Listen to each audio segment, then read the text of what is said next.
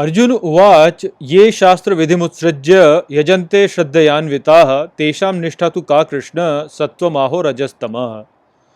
नमस्कार मित्रों, ये जो श्लोक है भगवद गीता के 17वें अध्याय का पहला श्लोक है जिसे हम आज गहराई से समझेंगे। तो ये सबसे पहले से के अर्थ को समझते हैं। तो जो श्लोक है वो कहता है अर्जुन उवाच अर्थात अर्जुन बोले, ये शास्त्र विधिमुत्सृज्य अर्थात जो शास्त्रों की विधि का त्याग करके यजन्ते श्रद्धयान्विताः अर्थात यज्ञ करते हैं श्रद्धा से, तेषां निष्ठा तु का कृष्ण अर्थात हे कृष्ण किंतु उनकी निष्ठा क्या सत्वमाहो रजस्तमः अर्थात सात्विक होती है या राजसिक या तामसिक।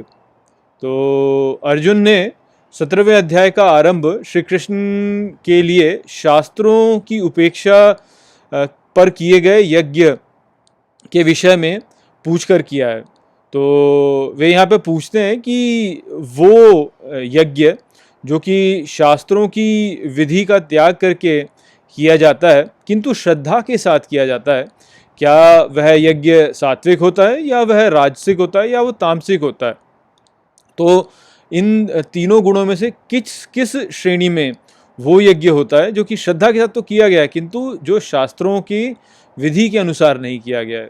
तो पिछले श्लोक के अंत में श्री कृष्ण ने अर्जुन से कहा था कि अपने जीवन में जो भी कार्य तुम करते हो और जो भी कार्य तुम नहीं करते हो उन दोनों को ही वास्तव में तुम जो शास्त्र होते हैं उनकी शिक्षाओं के आधार पर निर्धारित करो। अर्थात जिस प्रकार से शास्त्रों में कहा गया है उस ज्ञान के द्वारा तुम ये निश्चित करो कि तुम कौन सा कर्म करोगे और कौन सा कर्म तुम नहीं करोगे। तो अब ये जो यहाँ पर श्री कृष्ण का संदेश था उसी के संदर्भ में यहाँ पर अर्जुन इस प्रश्न को रख रहे हैं और वह इस प्रश्न को इसलिए रख रहे हैं ताकि वह और ठीक प्रकार से समझ सकें कि कौन सा कार्य जो होता है या कौन सा यज्ञ जो होता है वह उचित होता है और कौन सा यज्ञ ऐसा है जो कि अनुचित होता है। देखिए, हम जीवन में देखते हैं कई बार कि बहुत से लोग ऐसे होते हैं जो कि बहुत परिश्रम करते हैं कुछ प्राप्त करने के लिए, किंतु उतना परिश्रम करने पर भी उनको उनके कार्यों का उचित फल नहीं मिलता है। तो ऐसे में वास्तव में क्या हुआ होता है कि ऐसे व्यक्ति ने जब कोई भी यज्ञ किया होता है तो वह उसने उचित रूप से नहीं किया हुआ होता है।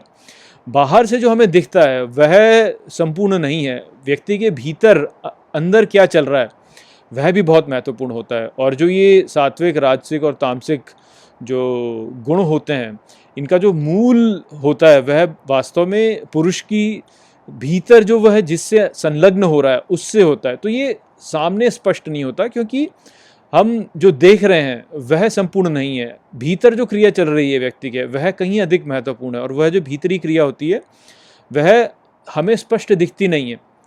तो इसलिए ये महत्वपूर्ण होता है कि कौन से गुण से किस प्रकार का जो फल निकलता है वह आता है। तो इसलिए बहुत से लोग ऐसे होते हैं जो कि बहुत परिश्रम के साथ में कार्य करते हैं किंतु तब भी जो है उनको उसका फल नहीं मिल पाता क्योंकि उनके भीतर जो चल रहा है वह वो ठीक नहीं चल रहा है, उनकी जो आसक्ति भीतर है वह ठीक से नहीं चल रही। तो इसको ठीक प्रकार से समझाने के लिए ये जो प्रश्न है ये अर्जुन ने यहाँ पे रखा है कि वह ठीक प्रकार से समझ सकें कि कैसे होता है ये। तो इसी विषय में जो है यहाँ पर आगे अब श्री कृष्ण स्पष्ट करेंगे कि किस प्रकार से जो यज्ञ किया जाता है वह अनुचित रूप से किया जाता है। बाहरी लक्षण से नहीं पता चलता है, ये अंदरूनी रूप से पता चलता है। तो हम अपने भीतर किस प्रकार की भावनाएं रखें ताकि हम यज्ञ को ठीक प्रकार से करें, उस विषय में यहाँ पर इस अध्याय में श्री कृष्ण बताएंगे। तो उसको लेकर के इस अध्याय में हम आगे समझेंगे। यहाँ पर इतना ही संदेश था। आशा करता हूँ कि मैंने इस श्लोक को आपको अच्छे से समझा दिया होगा। चलिए इसी के साथ इस वीडियो को यहीं पे समाप्त करते हैं। नमस्ते।